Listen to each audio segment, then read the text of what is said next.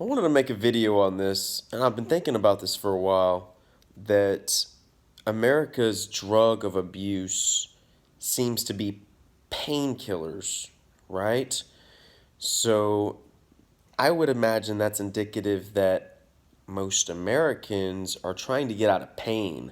And so I would take that a step further and say that pain or avoidance of pain is equal to the avoidance of feeling. You want to cut off the feelings to stop the pain because you'll stop the pain because you stop feeling pain. And so, in short, Americans are having trouble feeling or having difficulties feeling because generally we as human beings were built to feel feelings and emotions and then kind of have them wash over us as we learn from them and take from them and then go forward in life after feeling those feelings, right? And then making decisions going forward in the future. But but that's where a lot of us get caught up is we hold the feelings and let these feelings digest. Well, we don't even let them digest. We just let them simmer within us, and then they become these emotions. They become these emotional states of being that we're stuck in and that we get stuck in. And I think it's no wonder that one of America's problems is that we don't want to feel and that we don't want to feel how much pain there is and suffering because, well, suffering is just part of life. It's built into this existence of life, suffering. And that's kind of like a philosophical analysis, but it's true, you know. Yeah, there's suffering all around us, everywhere we see. And so to not deal with that or to not want to confront that is the same thing as wanting to abuse painkillers.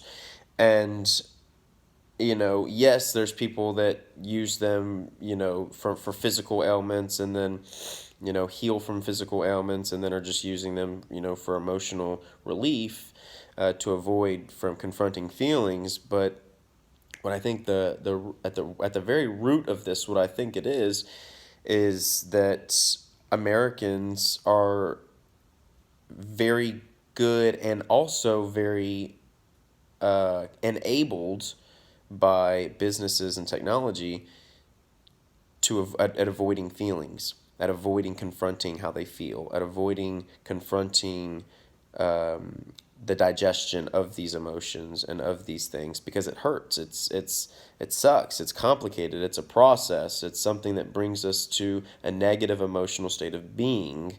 But the alternative is a constant battle and a constant struggle with locating things that will fill our mental capacity and our time to keep us from having to confront our feelings and what we feel.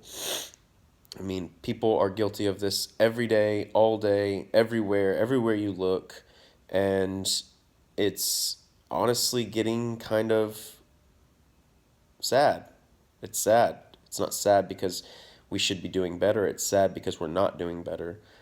And it's sad because slowly we're just withering away through these things that are constantly being thrown at us that we've got no handle or no owner's manual on how to use technology, cell phones, social media, all of these distractions that constantly penetrate our attention and they keep us in these negative loop cycles. So anyway, I think that's why a lot of people use painkillers to continue not feeling, to continue avoiding the pain and discomfort.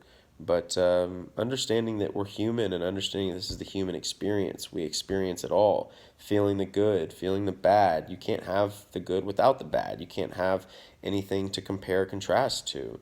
So everything's beautiful. Everything is good. The hurt, the pain, the challenge, all of that stuff is good. And don't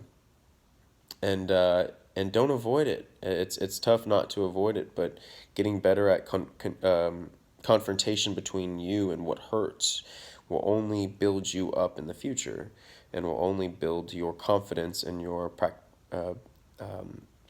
practicing of your practicing of resiliency and becoming resilient, because this is a world full of suffering. And like I said earlier in the video, it's everywhere. Everywhere that you know, everyone that you know is suffering and knows someone who's suffering.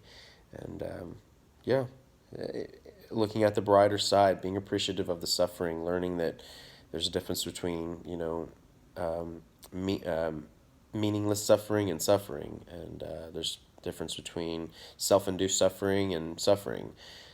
Some of it's necessary, some of it's unnecessary. Some of it we do to ourselves, some of it we don't do to ourselves.